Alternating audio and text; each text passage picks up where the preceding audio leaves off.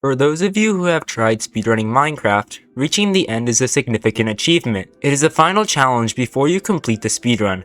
Oftentimes, whenever you enter the end, your focus is on defeating the Ender Dragon. For many of us, however, we will end up getting attacked by at least one Enderman while trying to defeat the dragon. We tend to overlook these fascinating creatures when exploring a Minecraft world because they're nothing significant. If they get in our way, we're forced to kill them, and if they don't, we leave them be.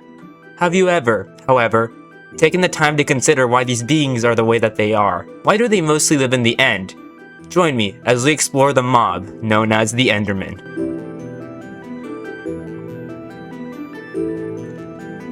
We know that Endermen have the ability to teleport, seemingly whenever they'd like. They also drop Ender Pearls when they die, which give the player the ability to teleport one time. The question is, why do Endermen only drop one pearl if they even drop one, if they're able to teleport around freely? Is it really the pearl that they're using to teleport around, or something else?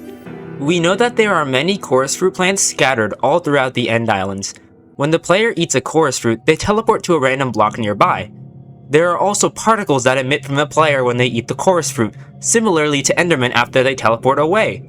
In case you haven't noticed, the particles that the player emits are purple, just like the particles the Endermen consistently emit.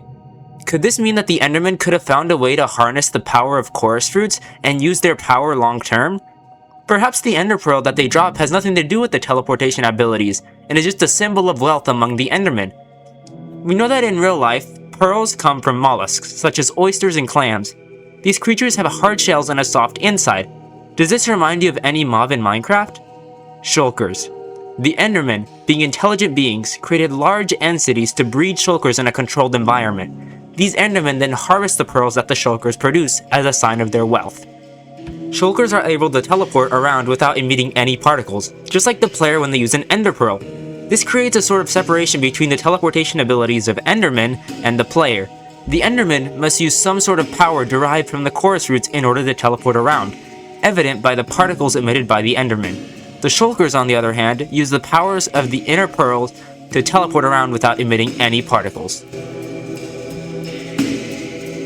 Assuming that Endermen are responsible for creating end cities as sort of breeding grounds for Shulkers, how did they have access to so much valuable armor that the player finds in the chests?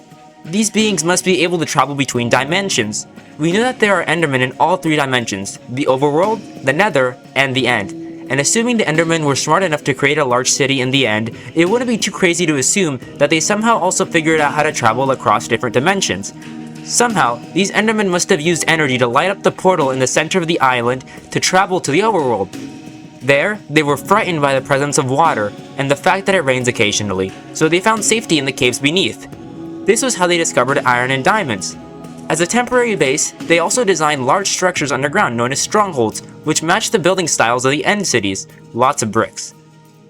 They also were able to find obsidian and create books from the resources they gathered, and created enchantment setups to help create armor to protect themselves.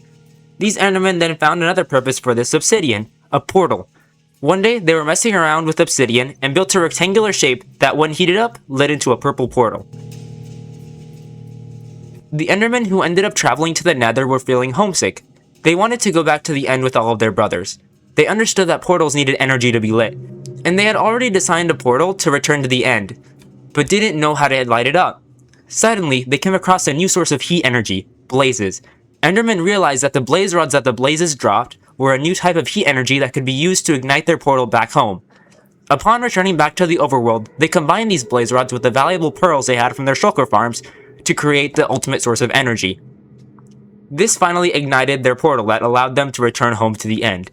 Interdimensional travel existed for a long time, evident by the immense population of Endermen all throughout the overworld and the Nether.